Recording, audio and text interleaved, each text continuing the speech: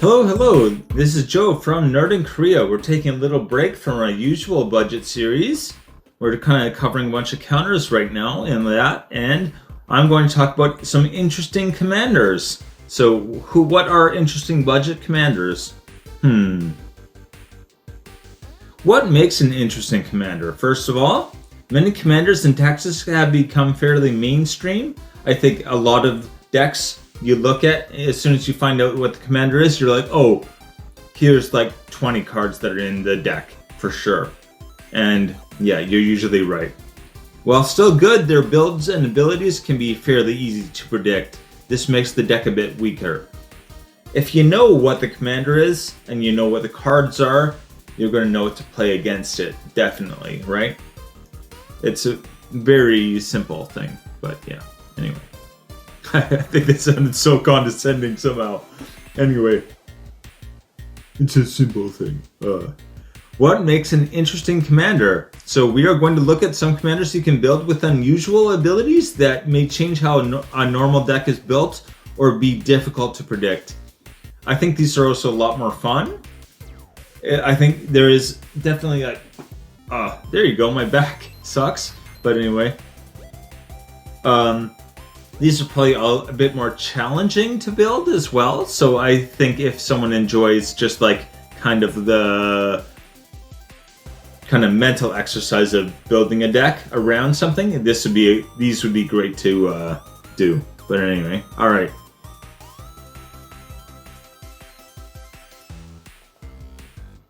Number 5. All right. Lind, Cheerful Tormentor. This is one I've wanted to build for a while. She is a Grixis commander, meaning blue, black, red. She is a Curse Matters commander. So again, you want lots of curses, and whenever a curse is put into your graveyard from the battlefield, return to the battlefield attached to you at the beginning of the next end step. At the beginning of your upkeep, you may attach a curse attached to you to one of your opponents. If you do, draw a card. So a lot of curses actually incentivize people to attack you and things like that. So there's the downside. The upside is that even a lot of curses will give you a benefit for an opponent triggering it. So for instance, like they may get to draw a card for attacking you, but because they triggered the ability, you also get to draw a card. So it's kind of a lose-win kind of thing. But anyway, I would look for ways to flash in enchantments to curse yourself in the previous player's end step. Again, on your end step, or the beginning of your upkeep, if a curse is attached to you, you can move it to someone else, right? So yeah, that is quite useful. That is something where, like, again, you do need a little more setup, but it is very powerful. And 168. So one of the main things is that if people get cursed, they're going to be using resources like, destroying an enchantment to get rid of the curse on themselves. Then it goes to your graveyard, and then at the beginning of your next end step, you get to take it out of your graveyard and put it on yourself, and then move it after that. On your next end keep, you move it to someone else. Really, this is kind of a political thing because people don't want to have curses on them. So they can attack you to get the bonus from the curse, but you can just say, well, then you're getting cursed. And they'll go, oh, maybe I'll attack someone else then. So it's very political. I think, yeah. I really like how this one's designed. $1.68. $1.68. So let's look at some cards you might want to put in there. Okay, and I got my camera right in the way there. Bitterheart Witch. When this dies, you could search your library for a curse card and put it into the battlefield attached to target player. So once again, if this is on your battlefield and you kill it yourself on someone else's end step, just use like Doomblade it, or I guess maybe not Doomblade, but kill it somehow yourself, then you get to search for a curse, and then you can put that curse on yourself even, right? If you want to do the like automatic moving the curse thing on your end step, or you can do it just like, yeah, put it straight on the other player. That is 20 cents. Curse of Misfortunes. At the beginning of your upkeep, you may search for your library for a curse card that doesn't have the same name as a curse attached to it. Again, Commander is singleton, so you can't have multiple of the same name cards anyway, so this means nothing. This is just a tutor. Every turn you're getting it like a free tutor, basically, over and over and over and over. And this does count as an aura curse, so once you cast this, you can get it back out of your graveyard. They need to exile it for you to not keep getting stuff. And as long as it doesn't have the same name as the enchanted player, as a curse the enchanted player has, yeah. But anyway, sorry, that's what I was reading. Basically, yeah, it's you just keep searching for curses with this curse, and that is 16 cents. And Curse of Verbosity, I think this is probably the most well-known of curses, at least to me it seems that way, but it's only 35 cents now. That's kind of the interesting part. When an enchanted player is attacked, you draw a card. Each opponent attacking that player does the same. So anytime someone gets attacked, you get to draw a card, and the person attacking gets to draw a card. This is so good because it is incentivizing everyone to attack that player. Maybe there's someone causing you trouble. Curse, curse, curse, curse, curse. Really, with this commander, no one wants to mess with you, I think is the main thing.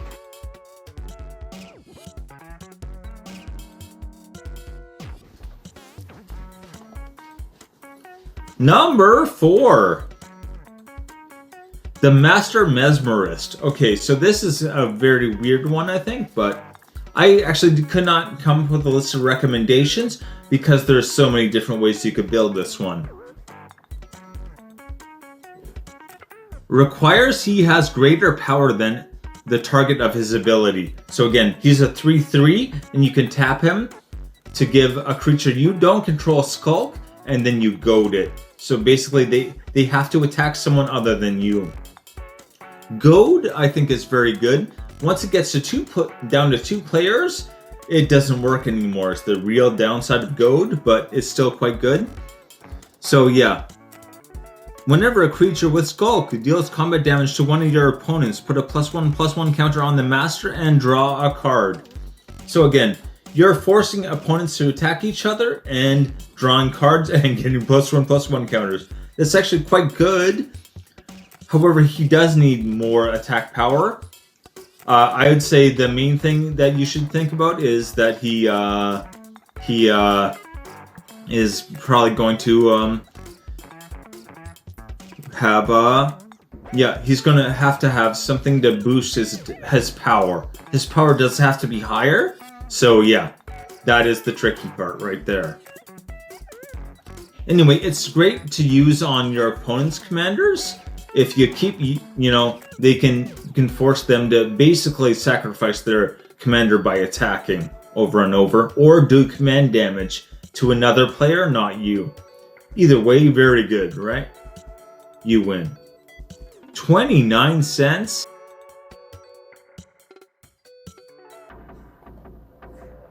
Number 3. Okay. Hisoka Minomo Sensei. I said it without adding the S. Hey, good for me. Reusable counter ability, very powerful. Requires a deck with an array of casting costs. Again, he's on my list of counter spell creatures, but yeah, anyway. What he wants is to be able to discard cards that have the same mana value as cards you're countering. Right? That's how his counter spell works. Or counter ability works. But anyway, Madness is actually the main thing, right? I would recommend for that. So let's look at some Madness cards. And I've got this directly in the way again. Hey, cool. Chilling Grasp. Tap up to 2 target creatures. They don't untap during their controller's untap step. I think this is very underappreciated. Again, it does cost 3 and a blue with Madness. So that's not great. It's more expensive. cast with Madness, which is very unusual, but it is only 1 cent, right? For 1 cent, I think it's actually pretty good. Okay, and here we go. Just the Wind. Return target creature to its owner's hand, so basically unsummon. And for Madness cost, it's 1. This is basically unsummon, right? It is 3 cents, and again, the casting cost on the card is what counts, right? Not the Madness cost. So it's really, you're able to save some mana on casting things with Madness. Welcome to the Fold. See, this is, I think, is the best one. And gain control of target creature with toughness 2 or less. If Welcome to the Fold's Madness cost was paid, instead, gain control of target creature if its toughness is X or less. So you're just stealing someone's creature. You do need, X plus 2 blue mana equal to their toughness, but yeah, if you can do that, you can just steal anything. Especially if you're combining this with a counter, right? You counter someone's spell and then you steal the creature. You really, maybe they're in a good position. They're going to be like, oh, all of a sudden I went from being in control of the game to being way behind in one action, basically. So anyway, 14 cents. Number 2. All right.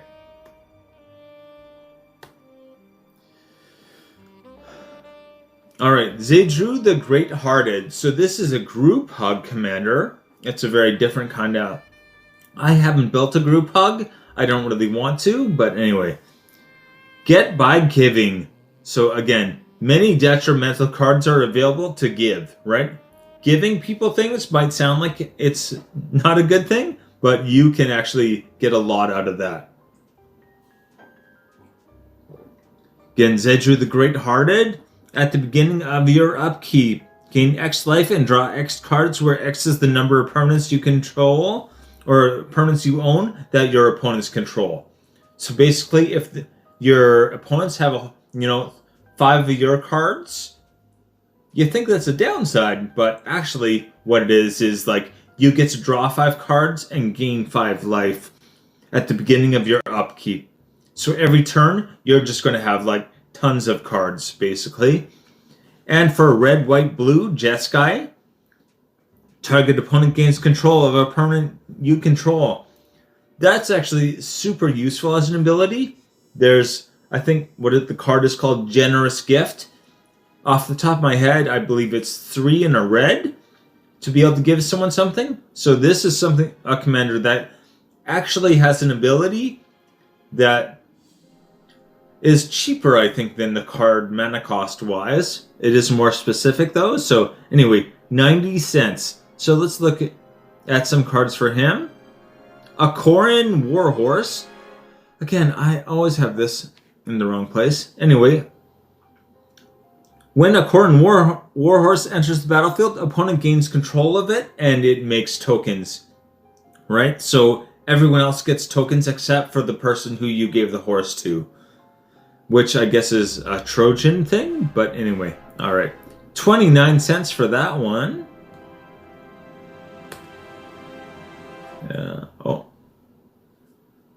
Bill Fernie, Bree Swindler. Okay, this is probably the funniest card, I think. But anyway, okay.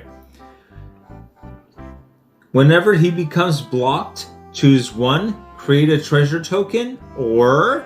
target opponent gains control of target horse you control. So if you have a horse, kind of horse type sub theme, you can just keep giving horses to people rather than actually losing your creature by him getting blocked. Such a weird thing to do. I love it. Horse trading. But anyway, every time you do that, you get 3 treasures also. So he's creating a lot of value by giving away horses. So yeah, anyway, I still just hilarious. Take a horse, I get 3 treasures. Also, he's removed from combat, so he doesn't die. You can just keep sending him in, and I think that makes it hard for people to be like, oh, do I want him to get 3 treasures and I get some bloody horse? Or, and also him giving you, or you giving them horses means they're going to have more of your cards, which means you gain more life and draw more cards. Just, oh, funny and weird. Coveted Falcon. This is probably the main useful one. I think in this deck it's incredible. So whenever it attacks, gain control of target permanent you own but don't control. So this actually gives you a way to get things back from people, which may be useful. And it has Disguise for 1 in a blue, and when it's turned face up again, it's going to start face down for 1 in a blue. Turn it face up, I believe, and yeah. You can give people any number of target permanents you control. So if you have a few things on the board you don't mind giving away, or giving to other people, or forcing them to take it, maybe is the best way to put it, you can do that, right? And then on your next upkeep, you're going to be gaining life, drawing cards, which is always good. Anyway, that is only 8 cents because, you know, it's not really a useful ability outside of like this specific deck, which is something that's always good to see.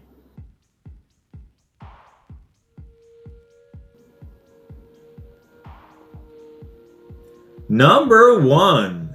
All right, we're finally to number 1.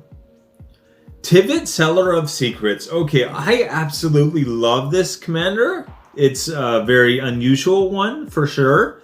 It is the only vote commander I'm aware of. Okay, so using the vote mechanic is interesting and underutilized, right?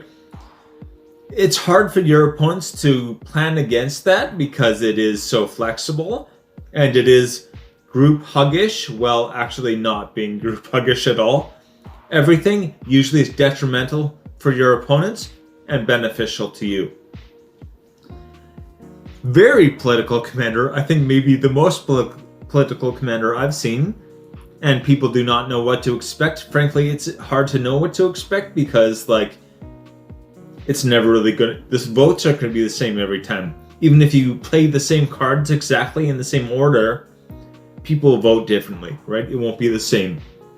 And it's also easy to abuse the extra vote. I think maybe one of the best things on him is you get 2 votes when you have a vote instead of just 1. And for each, okay, whenever it enters the battlefield or deals combat damage to a player, each player votes evidence or bribery.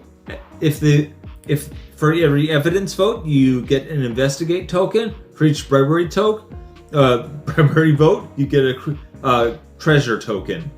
So that is just a lot of value as well. His flying ward 3 also, I would probably try to get some other evasion on him as well. But flying in ward 3 for a 6/6 is very strong. Also, Sphinxes are very underutilized. I think having a Sphinx kind of typo deck would be very useful. Anyway, it's just all easy to abuse in multiple ways. For 69 cents, crazy. But anyway, here I will.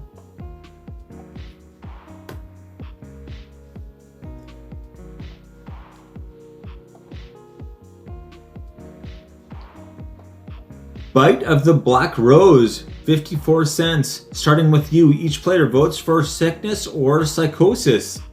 Fun options. So if psychosis gets more votes or the vote is tied, each opponent discards 2 cards. Or if sickness gets more votes, creatures your opponents control get -2/-2 until end of turn. That's a lot. That's going to be, you know, like wiping out a whole bunch of creatures are going to die to -2/-2.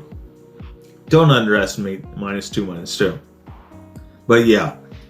Or forcing them to discard, which is always fun as well. 54 cents only. And once again, it seems like my computer always decides not to work during these. Council Judgment. The Minimo thing got me dropping S's. Council's Judgment. So, starting with you, each player votes for a non-land permanent you don't control. So, again, especially in Commander, everyone's going to be picking different things, and it can't be your stuff. It's the only real limitation. They can't touch your stuff. Exile each permanent with the most votes or tied for the most votes.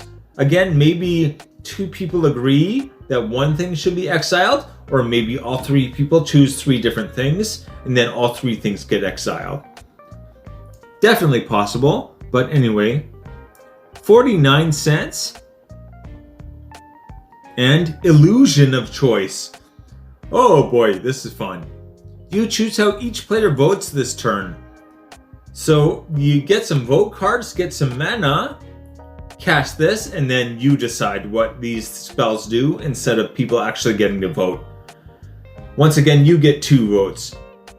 So that's something to consider also with Council's Judgment. The odds are always stacked in your favor with 2 votes, right? So you can kind of determine which one goes first. But yeah, you always go first, unfortunately. But you can actually determine like which ones are definitely, or which one is definitely getting exiled. So yeah. Anywho, that is $1.61, probably because it's a cantrip, meaning it's a cheap spell that replaces itself, right? It's 1 blue and you draw a card on top of deciding how everyone votes. Just hilarious. Anyway, 161.